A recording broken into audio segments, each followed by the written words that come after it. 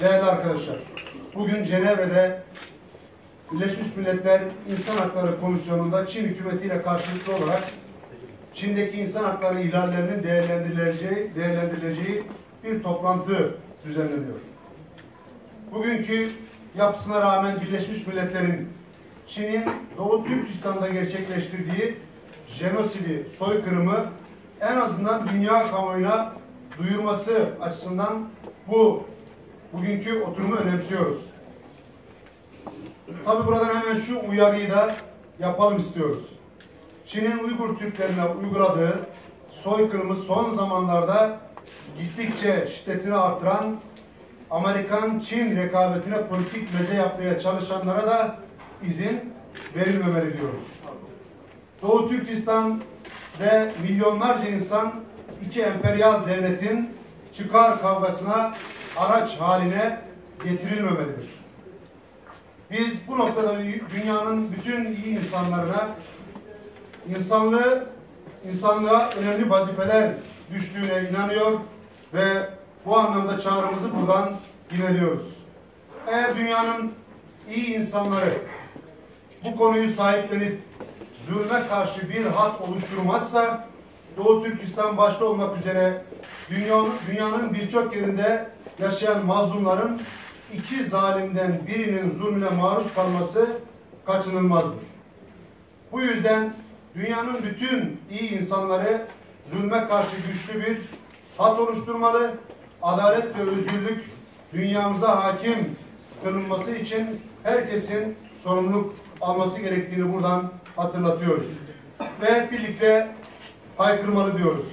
İnsan onuru dokunulmaz, özgürlükler asla kısıtlanamaz. Evet, Çin Doğu Türkistan'da bir soykırım gerçekleştiriyor.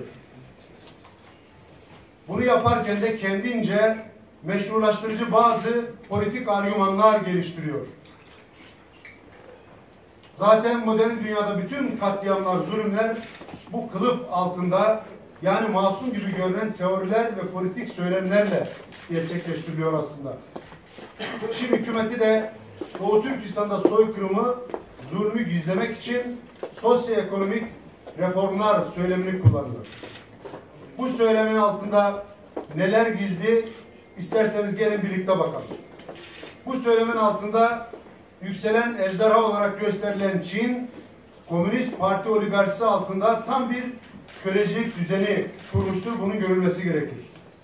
Bu yüzden insan hakları ihlalleri bütün ülke satına yayılmıştır. Bugün Çin'in zenginlerinin kimliğine baktığınız zaman hep Çin Komünist Parti yöneticilerinin çocukları olduğunu görürsünüz. Bunlara küçük prensler denilmektedir. Çin rüyası diye pazarlanan aslında budur. İşte sosyal ekonomik reformlar bu küçük azınlığın refahı için geliştirilmiş sömürü politikalarının kılıfıdır. Değerli dostlar, bu gerçek anlaşılmadan Doğu Türkistan'da neler oluyor sorusunun cevabını tam olarak anlayamayız. Peki sosyal ekonomik reformlar adı altında nasıl bir politika izleniyor? Az önce ifade ettiğimiz gibi Doğu Türkistan'da 1949 yılından bu yana bir zulüm var, işkence var. Bir noktada bu zulmün temelinde Doğu Türkistan'ı Müslüman Türklerden, Uygur Türklerinden arındırmak yatıyor. Bu politika işgalin ilk yıllarından bugüne kadar aralıksız uygulandı.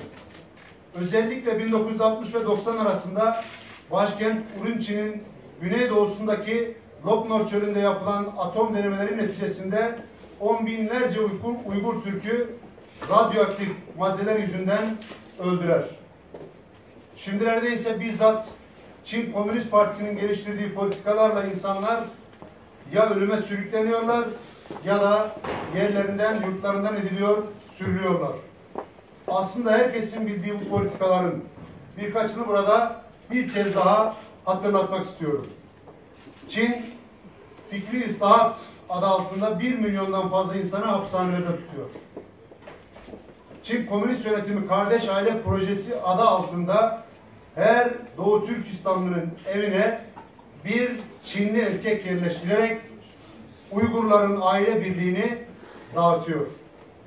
Evlenmemiş 16-25 yaş arası Uygur kızları Çin'in iç bölgelerine sürüldüler. İlk yıl 240 bin, ikinci yıl ise 1 milyon Uygur kızı ailesinden alınarak zorla fabrika ve tarlalarda çalıştırılıyorlar. 2001'de bir uygulama başlattılar. Adı Sincan sınıfı. Müslüman Uygur çocuklarını ailelerinin ellerinden rızası olmaksızın zorla alarak Çin'in iç bölgelerindeki yatılı okullara götürdüler. O tarihe kadar eğitimini Uygurca yapmışların diplomaları ellerinden alındı. Mühendis, doktor, profesör, öğretmen, bütün akademik kadro bir günde vasıfsız işçi statüsüne indirildi. Çin'in Doğu Türkistan'da tek orijinal ürünü var. O da işkence, o da zulümdür. Bu yönüyle Çin işkencesi tabirinin bugünkü somut karşılığı Doğu Türkistan'da her gün yaşanıyor, her an yaşanmaya devam ediyor. Çin sadece yaşayanları öldürmüyor, doğacak olanların da hayata gelmesini engelliyor. Nüfus planlaması adı altında anne karnındaki 9 aylık bebeği sezeryanla katlediyor. Çin hükümeti terör söylemleriyle oluşturduğu sahnede İslam medeniyetinin kadim bölgelerinden biri olan Doğu Türkistan'ı insansızlaştırmaya, Müslümansızlaştırmaya hunharca devam ediyor. Kur'an okumanın terör eylemi, namaz kılmanın terör eylemi, dini eğitim yapmanın terör eğitimi, oruç tutmanın devlete başkaldırı olarak ilan edildiği Doğu Türkistan fotoğrafı Çin'in bu yüzyıla hediye ettiği en büyük utanç fotoğrafıdır. Bizler insanlık ailesinin onurlu fertleri ve özgürlük sesleri olarak soykırıma sessiz kalmayacağız. Çin'e karşı sesimizi yükseltmekten asla geri durmayacağız. Bizler medeniyetimizin değerlerine yüklenen adil insanlar olarak Doğu Türkistan adaletle, kardeşlerimiz özgürlükle buluşana kadar sesimizi yükseltmeye devam edeceğiz. Yaşasın Doğu Türkistan, kahrolsun Çin zulmü diyoruz. Özgürlük, onur, insan, kurtulsun Doğu Türkistan diyoruz. Biz inanıyoruz ki insanlığın onur ve özgürlük savaşı karşısında ne Çin ne de Çin Seddi dayanacaktır. Dünya sussa da biz susmayacağız ve her gün zulmü haykırmaya, ifşa etmeye devam edeceğiz. Doğu Türkistanlı kardeşlerimizin yanında şimdiye kadar olduğumuz gibi bundan sonra da olmaya devam edeceğiz.